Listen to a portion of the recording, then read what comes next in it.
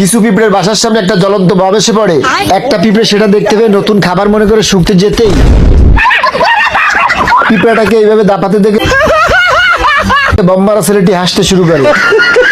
হাসতে হাসতে ছেলেটা পিঁপড়েটাকে উদ্দেশ্য করে বলে, আর এটা বলে এই পিচ্চি শয়তানটা বম একটার পর একটা ছুড়তে শুরু করে। এবার বমটা দেখে সবগুলো পিঁপড়া বুঝতে পেরে পালিয়ে যায়। কত হিম্মত একবার দেখ। তারপর একটা পিঁপড়ে বাইরে এসে এটা বলতে আবারও এইভাবে ছেলেটাকে বম মারতে থেকে পিঁপড়াগুলো সংসদ ভবনে নালিশ নিয়ে যায়। এই তেশ মারা সারা, এটা তো দেখছি পিঁপড়াদের সংসদ ভবন। এই সংসদ ভবনে একটা পিঁপড়ে কি বলছে দেখেন। এবং তোমাদের যা কিছু আছে তাই নিয়ে প্রস্তুত থাকো। ভাবা যায় মুজিবারের ডায়লগ এই পিঁপড়াটাও কপি করতেছে। মনে রাখবে,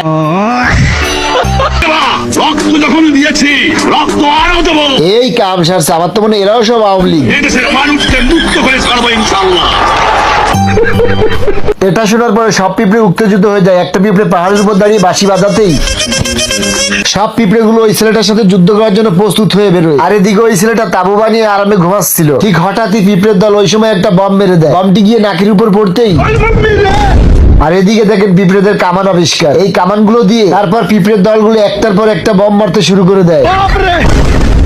ছেলেটি এইভাবে বম মারতে থেকে বালুর পিছনে লুকিয়ে পড়ে। সেটা পিঁপড়ের দল দেখতে পেয়ে একটা পিঁপড়েকে বম দিয়ে পাঠিয়ে দেয়। ছেলেটিকে দেখে বমটাকে মেরে দেয়। ছেলেটি সেটা দেখতে পেয়ে ছোট বম মনে করে গুরুত্ব না দিয়ে উঠাতেই আমার চ্যাটার বাল।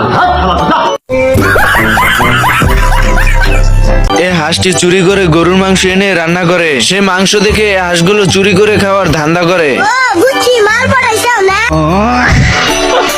আর এদিকে পিছে হাঁসটিকে বাঘে দৌড়ানি দিচ্ছিল, তা দেখে বড় হাঁসটি বেরিয়ে এসে বলে, মাং মাং কোটাই কোনটাই রে। মানে গাইস বীরত্ব দেখাতে গিয়ে নিজেই কাপুরুষ হয়ে ভাগছে। আর এদিকে হাঁসটি বাঘের দৌড়ানি খেয়ে গাছে উঠে যায়। হাঁসের পিছু পিছু বাঘটি ওঠার চেষ্টা করে কিন্তু পারে না। না পেরে রশি দিয়ে গাছে উঠে যায়। किस कलर की चड्डी पहने हो? मैं नहीं बताऊंगा। আরে এ তো হাঁসের বাচ্চা বাঘ সেজে ভয় দেখাচ্ছিল। ইমোশনে হিট মারিস না, পেঁচাও কম।